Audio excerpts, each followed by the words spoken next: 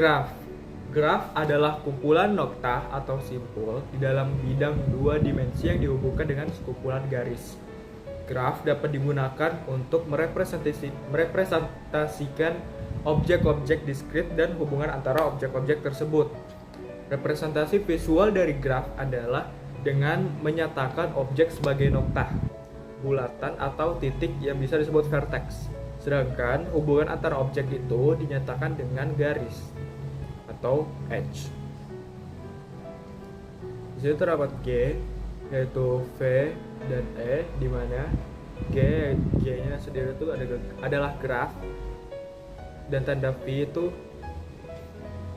dapat diartikan sebagai simpul atau vertex atau node ataupun titik. E adalah busur atau edge atau arc atau garis-garis yang terhubung dari simpul-simpul atau vertex tadi. Graf merupakan suatu cabang ilmu yang memiliki banyak terapan. Banyak sekali struktur yang bisa direpresentasikan dengan graf, dan banyak masalah yang bisa diselesaikan dengan bantuan graf. Sering sekali graf digunakan untuk merepresentasikan suatu jaringan. Misalkan jaringan jalan raya dimodelkan graf dengan kota sebagai simpul, dan jalan yang menghubungkan setiap kotanya sebagai sisi atau edge, yang bobotnya weight adalah panjang dari jalan tersebut. Ada beberapa cara untuk menyimpan graf di dalam sistem komputer. Struktur data bergantung pada struktur graf dan algoritma yang digunakan untuk memanipulasi graf. Secara teori, salah satu dari keduanya dapat dibedakan antara struktur list dan matriks. Tetapi dalam penggunaannya, struktur terbaik yang sering digunakan adalah kombinasi keduanya.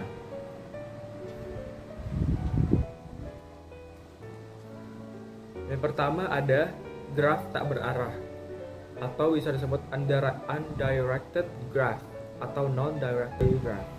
Jelaskan sebagai urutan simpul dalam sebuah busur tidak dipentingkan. Urutan simpul dalam sebuah busur tidak dipentingkan.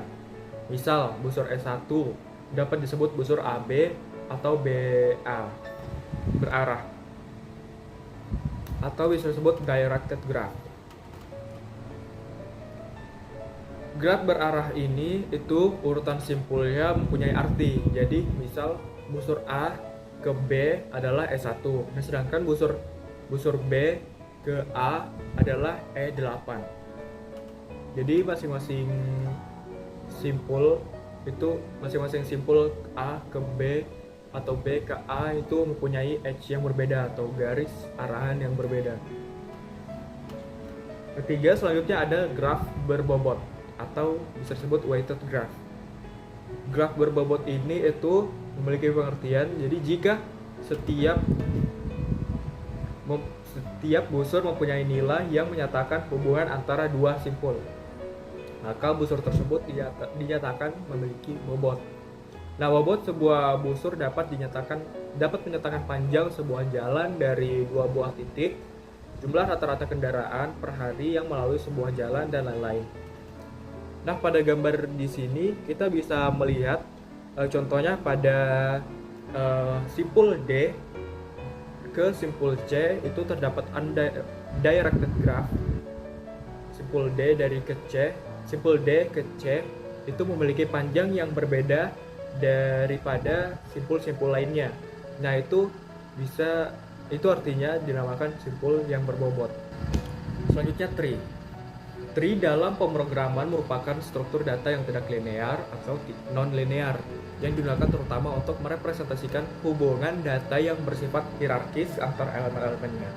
Kumpulan elemen yang salah satu elemennya disebut dengan root, akar atau yang paling atas biasanya, dan sisa elemen yang lain itu disebut sebagai simpul atau bisa disebut node atau vertex tadi, yang terpecah menjadi sejumlah himpunan yang tidak saling berhubungan satu sama lain yang disebut subtree atau cabang.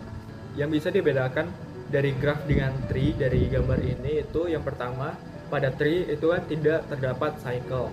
Nah, yang kedua, pada graf itu tidak memiliki roof atau tidak memiliki satu orang tua yang paling atas gitu ya. Karena pada graf itu semua simpul itu terhubung dan tidak ada yang namanya hierarki seperti yang ada pada tree. Selanjutnya ada istilah-istilah dalam graf. Nah, istilah-istilah dalam graf yang pertama itu ada vertex. Vertex tadi itu adalah himpunan node atau titik pada sebuah graf. Atau kalau di tree itu namanya simpul. Nah, yang kedua ada edge. Edge itu adalah himpunan garis yang menghubungkan tiap node atau vertexnya tadi. Nah, terus yang ketiga ada adjacent. Adalah dua buah titik dikatakan berdekatan atau adjacent jika dua buah titik tersebut terhubung dengan sebuah sisi. Misal sisi E yang bisa kita lihat dari gambar tersebut, misal sisi E3 itu terhubungnya V2 atau vertex 2 ke vertex 3 incident. Nah, dengan titik V2 dan titik V3, tetapi yang seperti kita tahu pada gambar tersebut sisi E3 itu tidak insiden dengan vertex 1 dan vertex 4. Nah, jadi yang bisa disebut adjacent pada gambar tersebut itu cuma V1 dengan vertex 1 dengan vertex 2, terus vertex 1 dengan vertex 3, dan vertex 2 dengan vertex 4, lalu vertex 3 dengan vertex 4. Yang keempat ada weight atau bobot tadi. Nah, weight itu adalah sebuah graf J sama dengan VE disebut sebuah graf berbobot atau weight graph. Apabila terdapat sebuah fungsi bobot bernilai real W pada himpunan E, nilai WE disebut bobot untuk sisi E. Graf berbobot tersebut dinyatakan pula sebagai G sama dengan E, V, E, dan W. Nah, graf berbobot G, VE, dan W itu dapat dinyatakan pertama sebagai suatu sistem perhubungan udara, nah di mana misal V-nya itu adalah himpunan kota-kota, terus E itu himpunan penerbangan dalam satu kota ke kota lain. Terus W-nya itu fungsi bernilai real pada E yang menyatakan jarak atau ongkos atau waktu. Terus yang kedua itu misal ada suatu sistem jaringan komputer di mana V-nya itu himpunan komputer, terus E-nya itu himpunan jalur komunikasi langsung antar dua komputernya. Nah, terus W itu weight atau bobotnya itu fungsi bernilai real pada E yang menyatakan jarak atau ongkos atau waktu. Terus yang kelima ada path. Path ini itu walk dengan setiap vertex berbeda. Contohnya P sama dengan P dengan isinya itu D5, B4, C2A. Sebuah walk dan sebuah walk dapat didefinisikan sebagai urutan tidak nol, vertex dan edge. Diawali origin, vertex, dan diakhiri terminus vertex.